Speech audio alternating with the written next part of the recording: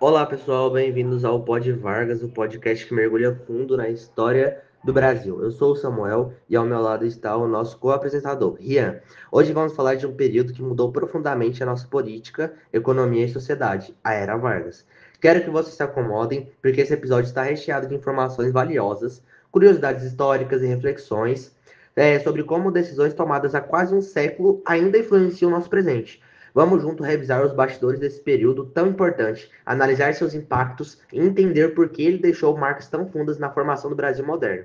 Preparem-se para mergulhar conosco em cada fase desse governo, que entre os avanços sociais e polêmicas políticas transformou completamente a estrutura do país.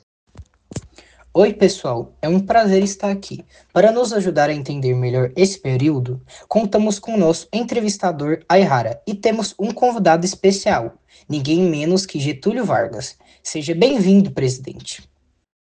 Muito obrigado pelo convite. É um prazer poder falar diretamente sobre os acontecimentos da minha época e esclarecer como tudo se desenrolou. Vamos começar do início, então. Presidente, a primeira fase é conhecida como o governo provisório, que começou em 1930. Mudou completamente o cenário político do Brasil naquela época. Antes disso, tínhamos uma política marcada de acordos regionais e forte influência das oligarquias. Gostaria que o senhor comentasse quais foram os fatores mais determinantes para a Revolução de 1930, como construiu aquele movimento de ruptura e de forma de sua liderança que consolidou, abrindo um caminho para assumir seu poder. Também seria interessante entender o impacto imediato dessa transição para o país e para a população que via uma nova configuração política a nascer. Claro, Rara, o Brasil passava por uma grande crise econômica e agradava pela quebra da Bolsa de Nova York em 1929.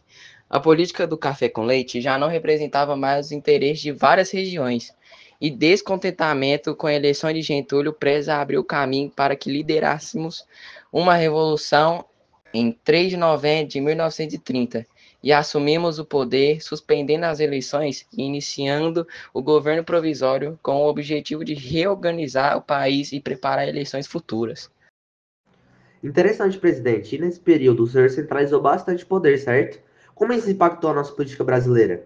Esse ponto é fascinante porque nos mostra como as decisões tomadas naquele momento ecoaram por décadas. Quando o senhor concentrou o poder, houve uma mudança radical na relação entre o governo federal e os estados, rompendo práticas que vinham desde a República Velha.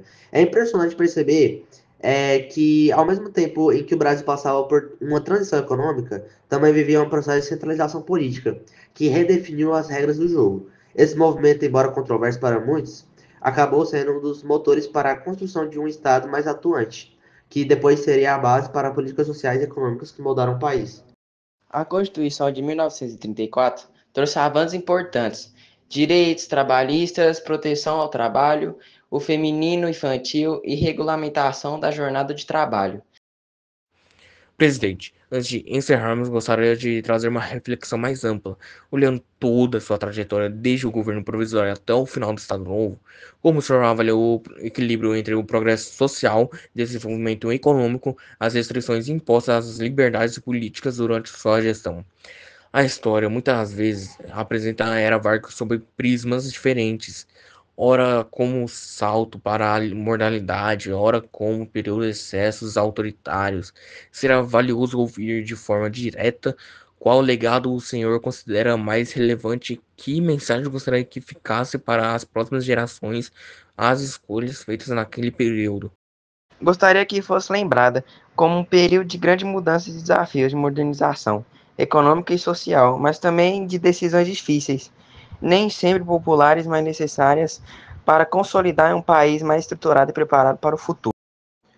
Muito obrigado, presidente. Foi uma conversa incrível. Quero reforçar o quanto esse diálogo é valioso para compreendermos não apenas os fatos históricos, mas também o contexto que os envolveu ao ouvir diretamente o protagonista desse episódio.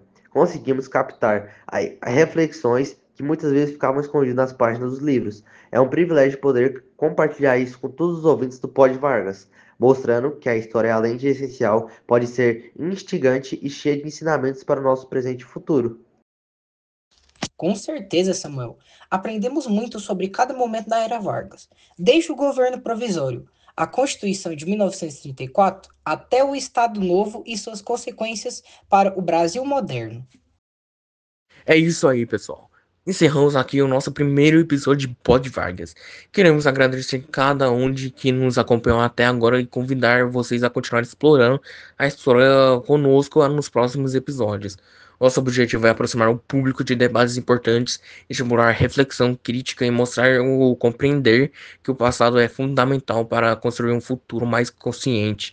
Até a próxima, pessoal, e não deixem de compartilhar suas impressões sobre o que mais chamou sua atenção nessa jornada de Era Vargas. Valeu, galera. Até a próxima do Pod Vargas. Que essa conversa inspire todos vocês a explorar o nosso passado, entender melhor as raízes do Brasil e perceber que as escolhas feitas lá atrás ainda influenciam a forma como vivemos, trabalhamos e pensamos. Hoje, a história não é apenas um registro de instantes, é um guia poderoso para construir o futuro. Nos encontramos no próximo episódio com mais debates e convidados. E, claro, com muita paixão pelo conhecimento histórico.